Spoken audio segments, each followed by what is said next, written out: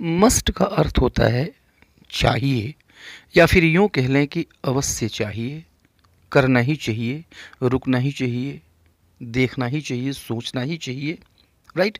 या फिर ज़रूर चाहिए, अवश्य चाहिए या फिर ज़रूर चाहिए, राइट। तो इसमें एक बाध्यता सी जुड़ जाती है। हम चाहिए के अर्थ में शुड का भी यूज़ करते हैं, टू का भी यूज़ करते हैं, लेकिन वहाँ पर उतना प्रेशर नहीं है। मस्ट से एक प्रेशर पड़ता है, राइट।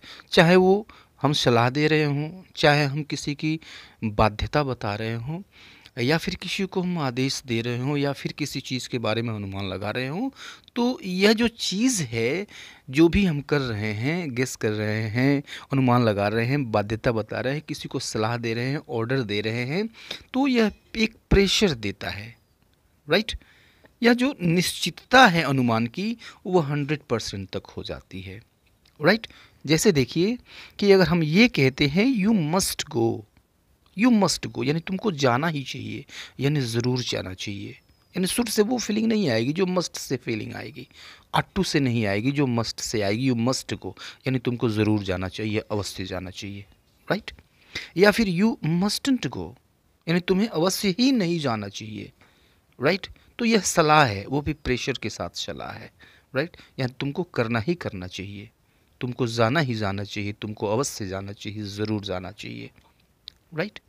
या फिर अगर हम बाध्यता बताते हैं तो यह एक अथॉरिटी का एहसास दिलाता है, राइट। जैसे आप बॉस हैं तो अपने एम्प्लॉइज़ को आप मस्ट का यूज़ करके कह सकते हैं, राइट। लेकिन यह फिर से पोलाइट नहीं माना जाएगा, हालांकि वहाँ भी पोलाइटनेस की ज़रूरत है, पोलाइट नहीं माना जाएगा, मस्ट का यूज़ करेंगे क्योंकि यह एक चाबुक की तरह से लगता है। You must finish the work today, you must finish the work today, right. अपने कर्मचारियों से बहुत तंग आ गए हैं, बार बार कहते हैं कि यह काम जल्दी ख़त्म करो, जल्दी ख़त्म करो, तो एक दिन आप बहुत गुस्सा होते हैं, देन यू से you must finish the work today यानी तुम्हें आज ही इस काम को ख़त्म करना है, राइट। यह सख्त आदेश है, सख्त आदेश की तरह से है, बाध्यता है तुम्हारी, मजबूरी है, तुमको ख़त्म करना है।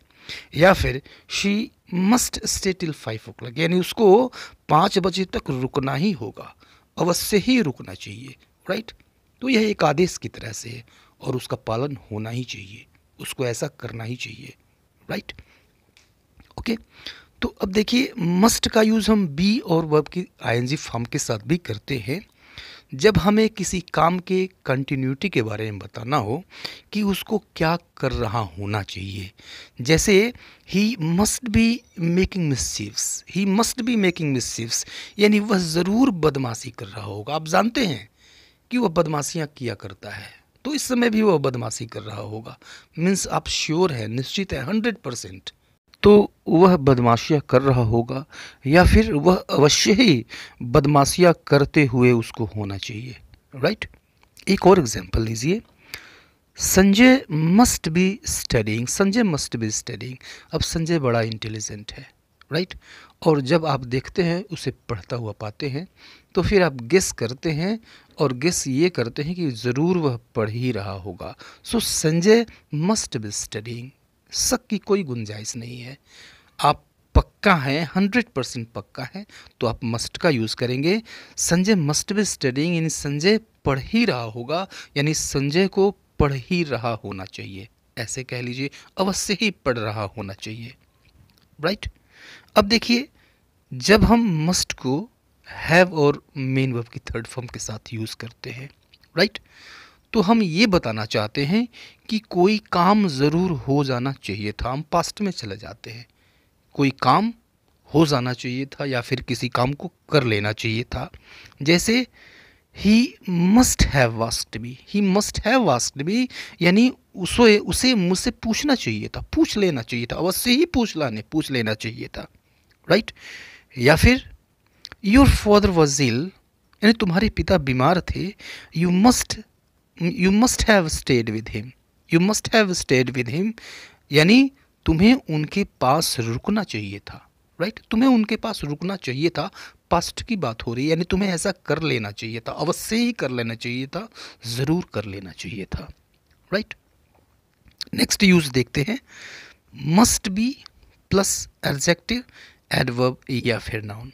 अब देखिए कि मस्ट बी के साथ हम एडजेक्टिव यूज़ करते हैं, एडवर्ब यूज़ करते हैं, नाउन यूज़ करते हैं। अब देखिए इसमें काम नहीं होगा, किसी काम को करने के बारे में नहीं बताया जाएगा, इसमें हम अनुमान लगाते हैं, गेस करते हैं, right.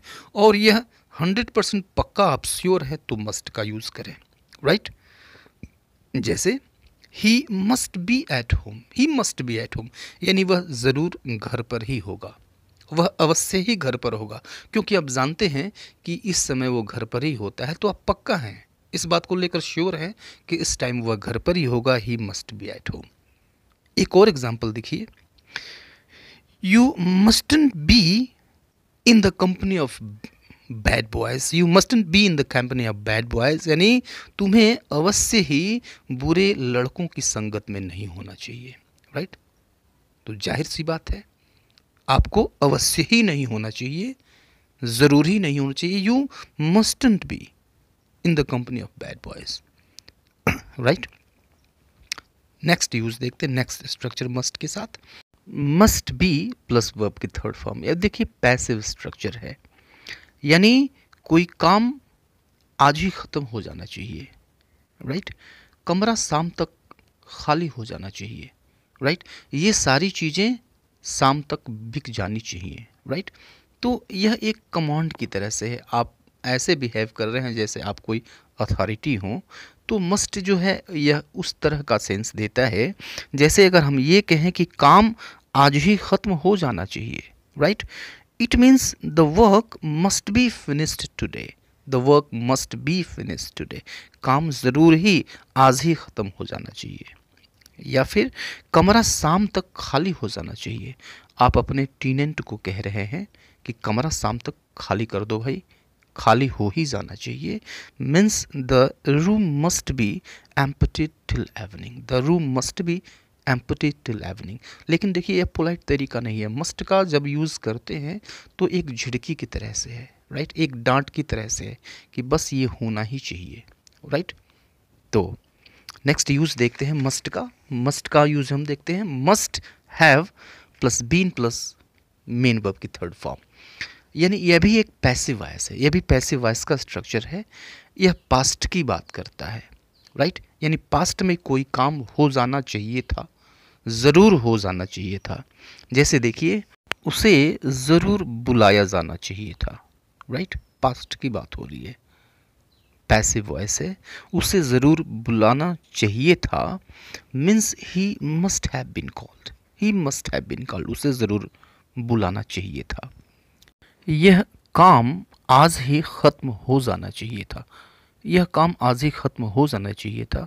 Means this work must have been finished today, this work must have been finished today.